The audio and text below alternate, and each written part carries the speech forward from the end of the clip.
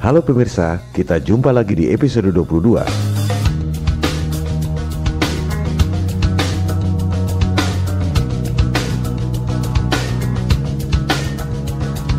Beberapa hari lalu, saya kebetulan pergi ke sebuah toko buku. Di bagian Social Sciences, saya tertarik pada sebuah buku berjudul Indonesia dalam Rekayasa Kehidupan. Di covernya terlihat ilustrasi gambar gurita mencengkeram bumi dan Indonesia.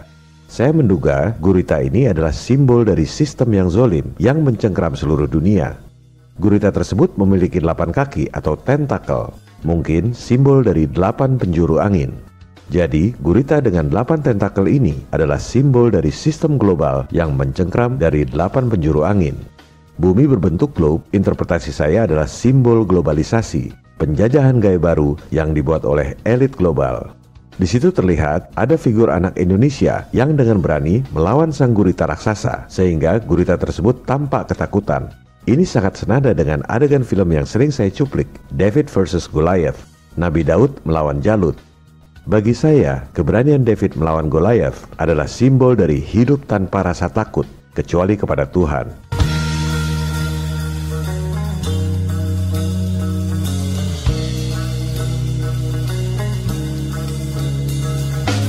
Di dada anak Indonesia itu ada huruf N, mungkin maksudnya Nusantara, atau tepatnya Nuswantara. Nu artinya makhluk, Swa artinya mandiri, Anta artinya menuju, Ra artinya Tuhan.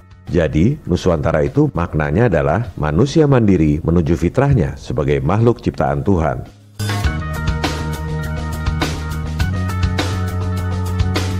Buku ini ditulis oleh Bapak Komjen Pol Dr. Andes Dharma Pongrekun, Magister Manajemen, Magister Hukum, seorang Jenderal Bintang 3, pejabat tinggi kepolisian di bidang cyber. Propaganda yang dilakukan adalah propaganda ketakutan. Itu berlangsung di seluruh dunia. Dan propaganda ketakutan adalah caranya iblis. Pada episode ini, kita akan bahas esensi buku Indonesia dalam Rekayasa Kehidupan, di mana banyak hal yang sejalan dan satu pemikiran dengan serial video kita selama ini. Resensi buku ini dibuat atas inisiatif saya sendiri, karena meyakini bahwa buku ini sangat penting dibaca dan dipahami oleh kita semua, anak-anak bangsa. Semua komentar di video ini adalah analisis dan interpretasi saya berdasarkan fakta-fakta dan data-data yang saya miliki. Mohon maaf kepada Pak Jenderal jika terdapat kesalahan penafsiran atau hal-hal yang kurang berkenan pada video ini.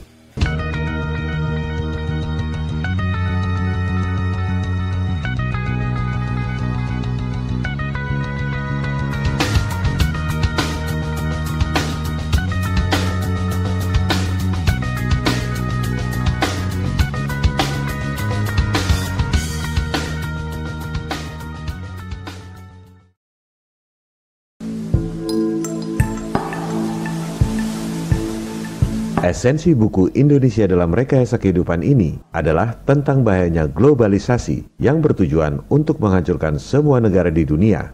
Globalisasi ini dalam istilah saya adalah konspirasi global. Misi dari globalisasi adalah penyatuan sistem dunia yang biasa kita sebut dengan istilah One World Government. Visi dari globalisasi adalah total control. Seluruh umat manusia di dunia dikontrol secara total dalam sebuah tatanan dunia baru yang diktator dan otoriter. New World Order. Di atas globalisasi ini ada suprasistem, yaitu life engineering, rekayasa kehidupan. Istilah ini tak ada di internet. Melihat latar belakang penulis yang pernah jadi penyidik di Bareskrim, dan ketika video ini dibuat, beliau adalah seorang pejabat tinggi kepolisian di bidang cyber. Sangat mungkin Pak Jenderal memperoleh berbagai informasi dari sumber-sumber yang tak bisa kita akses. Rekayasa kehidupan ini bertujuan merubah makna dan perilaku hidup umat manusia. Anda akan dibikin jadi seperti barang atau binatang.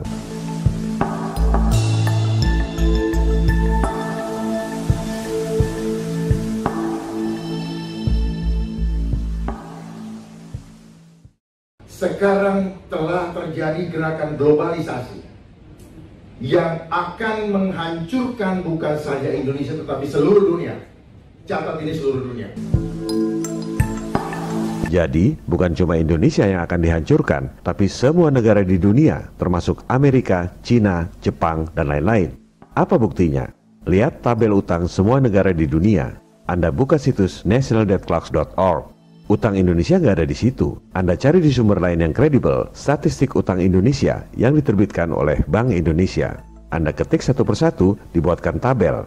Tabel seperti ini tak ada di Google atau internet. Anda harus membuatnya sendiri. Negara pengutang terbesar di dunia adalah si adik kuasa Amerika, kedua Jepang, ketiga Cina, yang katanya macan perekonomian Asia. Semua itu adalah ilusi, jebakan Nekolim. Negara-negara maju itu utang pada siapa? Siapa yang lebih kaya dari negara-negara maju sehingga bisa kasih utang pada negara-negara maju? Cara bekerjanya globalisasi ini sudah sejak dulu. Dan dia punya organisasi yang begitu kuat, bukan negara. Non-state actor. Kekuatan besar itu adalah bagian daripada mereka yang elit-elit global yang ingin menguasai dunia ini. Indonesia utangnya kelihatan kecil dibanding Amerika, Jepang, dan Cina. Apa dampaknya?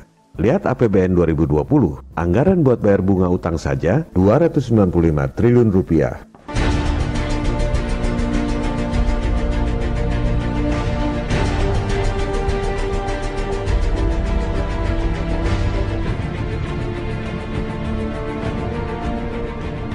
Yang bayar siapa? Anda yang bayar, lewat pajak. Anda kerja, dipotong pajak PPh. Beli makanan, Anda bayar PPN. Jual beli tanah, si pembeli kena pajak, si penjual juga kena pajak.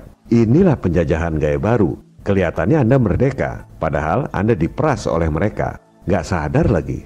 Silakan Anda pemilu, silakan Anda pilpres, silakan berantem cebong versus kampret. Tetap aja, Anda kerja banting tulang, bayar pajak, buat bayar utang pada para bankir asing yang kaya raya.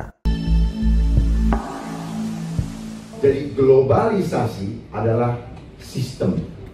Di atas globalisasi ada suprasistem. Sistemnya untuk apa? Untuk menyamakan sistem seluruh dunia. Dan mereka standarkan. Segala literatur, apapun yang kita pegang sekarang, sepanjang itu ngambil dari luar, itu adalah cara mereka memanipulasi kita punya konsep berbeda. Tujuannya cuma satu, totally control. Globalisasi sistem, di atas globalisasi ada yang namanya suprasistem yang mereka tidak pernah munculkan, cari di Google tidak akan dapat. Karena memang disembunyikan. Ini adalah rencana terakhir. Adalah apa? Life engineering.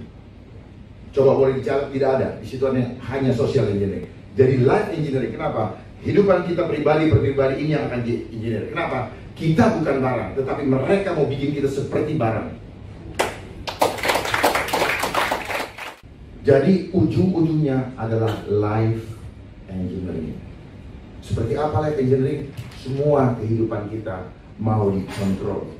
Perilaku kita berubah menjadi manusia yang tidak lagi menjadi manusia yang sejati atau makhluk luhur akhlaknya, tetapi kita akan dibuat seperti robot.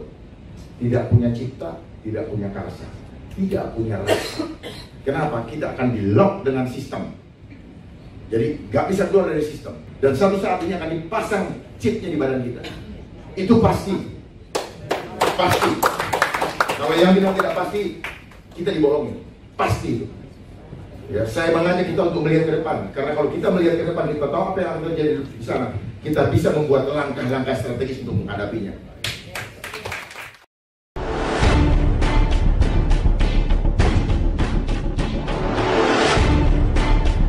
Program dari globalisasi adalah money, power, dan control population.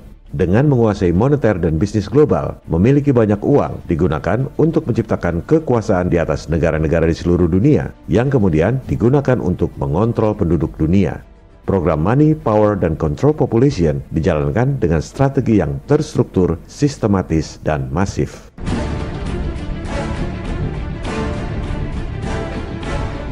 Programnya adalah Money, Power, dan Control Population. Money, dia sudah kuasai sistem ekonomi dunia. Bursa efek apa semua pokoknya diatur. Nah, kurs-kurs kita itu diatur sama mereka. Aduh, kurang asam. Jadi kita diancam-ancam. Lu gue mau turunin nggak sampai 20.000? Lu gue mau turunin nggak gitu? Dibikin takut, ngerti nggak? Duit lagi, kita jadi hutang lagi yang nggak rakyat. Untuk ganjil jangan lebih dari 14.000 misalnya. Ternyata semua disetting. Mereka bekerja secara terstruktur, sistematis dan masif. Kenapa struktur? Karena dia punya organisasi besar dengan sistem perekonomian yang dia kuasai di seluruh dunia. Kenapa sistematis? Karena mereka bergerak begitu halus, step by stepnya, jelas, pelan-pelan, dan kita terhipnotis untuk ikut menerimanya. Konspirasi global yang bergerak secara halus sehingga orang sedunia tidak menyadarinya. Pernyataan ini senada dengan pernyataan Presiden John F. Kennedy tentang konspirasi tersembunyi yang merugikan umat manusia sedunia. Bagi yang mengatakan konspirasi adalah teori, harap pasang telinga yang baik untuk mendengar pernyataan Presiden John F. Kennedy. For we are opposed around the world by a monolithic and ruthless conspiracy that relies primarily on covert means for expanding its sphere of influence.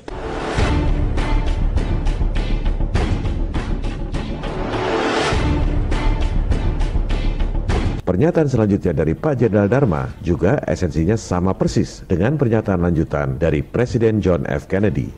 Kemudian masif, karena mereka semua bergerak di seluruh dunia, di dalam seluruh sendi kehidupan, tidak ada yang lolos. Modus operandi yang sama juga dijelaskan oleh Presiden John F. Kennedy. It is a system which has conscripted vast human and material resources into the building of a tightly knit, highly efficient machine that combines military, diplomatic, intelligence, economic, scientific, and political operations.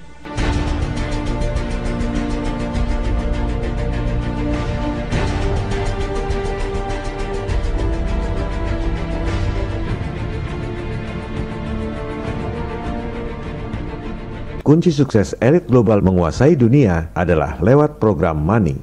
Caranya dengan menguasai bank-bank sentral di dunia. Bank sentral adalah lembaga yang punya hak monopoli mengedarkan uang di suatu negara.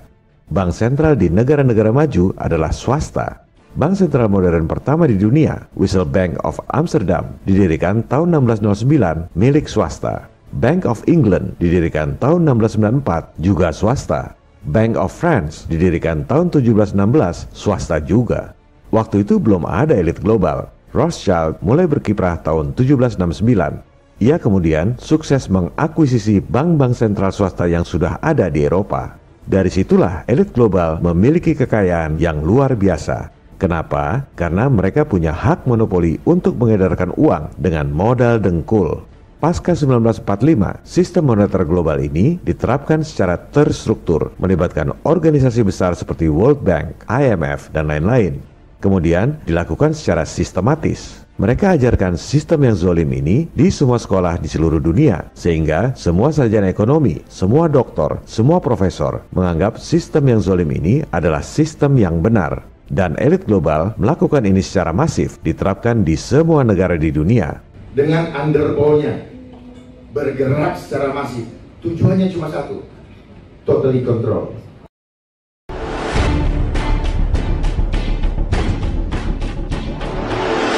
Mari kita buktikan. Silakan Anda buka laporan keuangan Bank Indonesia periode akhir tahun lalu, yaitu 31 Desember 2019.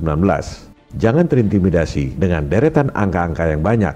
Anda cukup lihat satu baris, berapa uang rupiah yang diedarkan oleh Bank Sentral.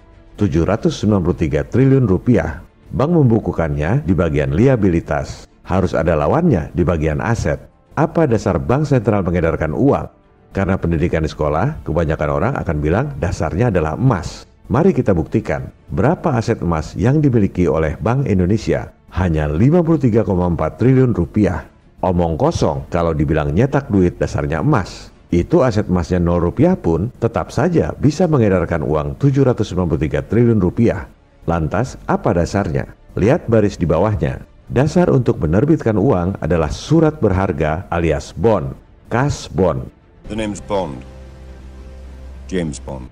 Jumlahnya 2.000 triliun rupiah. Surat utang tanpa jaminan.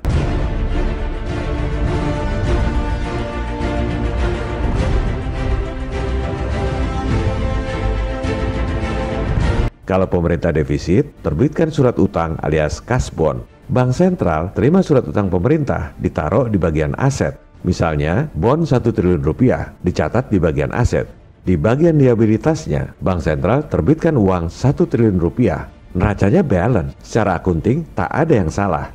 Tapi, secara prinsip, rakyat selama 7 turunan terus dipajaki tinggi untuk bayar utang negara yang tak akan pernah lunas.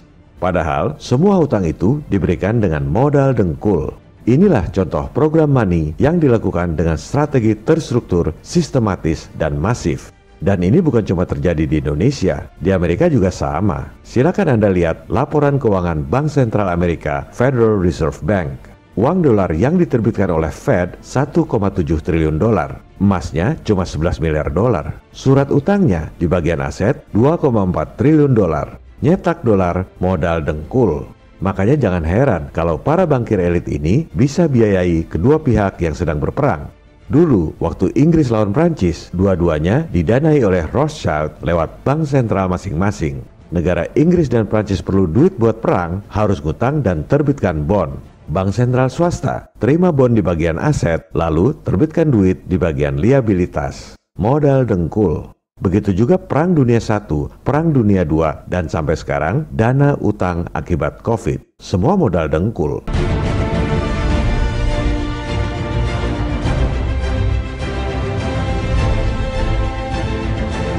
Sampai kapan umat manusia di dunia sadar telah dikadali oleh sistem yang zolim yang diajarkan di semua sekolah di dunia dan dipropagandakan oleh semua media massa? Propaganda ketakutan, apa itu? Itu 9/11 itu propaganda, ISIS itu propaganda. Dan teroris yang ada di dunia juga propagandanya mereka. Dan mereka gunakan itu dan ada yang dibayar. Di setting ada yang memainkan. Sekali lagi, saya membuat resensi buku Indonesia dalam Rekayasa Kehidupan ini atas inisiatif saya sendiri karena meyakini bahwa esensi buku ini harus dipahami oleh kita, anak-anak bangsa, untuk membela negara dan masa depan kita sendiri. Besar hati kita melihat ada seorang pemimpin yang berani menentang kezaliman global untuk membela rakyat. Semoga makin banyak para pemimpin kita yang berkualitas seperti Jenderal Bintang 3 ini, Bapak Dharma Pongrekun. Jadi di sini butuh pemimpin yang punya hati sungguh-sungguh untuk bangsa. Bukan pemimpin. Gampang bangsa ini dipimpin kalau kita punya pemimpin yang sungguh-sungguh dan tidak perlu takut kehilangan apapun juga. Kalau kita takut kehilangan apa, ya pasti kita kehilangan. Itu udah rumus. Tapi kalau kita tidak takut kehilangan, Tuhan akan memberikan kepada kita. Viva Republik Indonesia. Salam People Power. This is a revolution. I hate imperialism. I detest colonialism.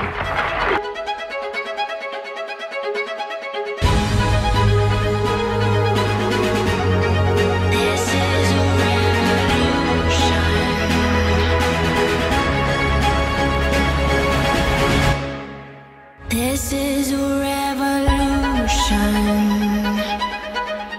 Jangan berhenti, revolusimu belum selesai. Jangan berhenti.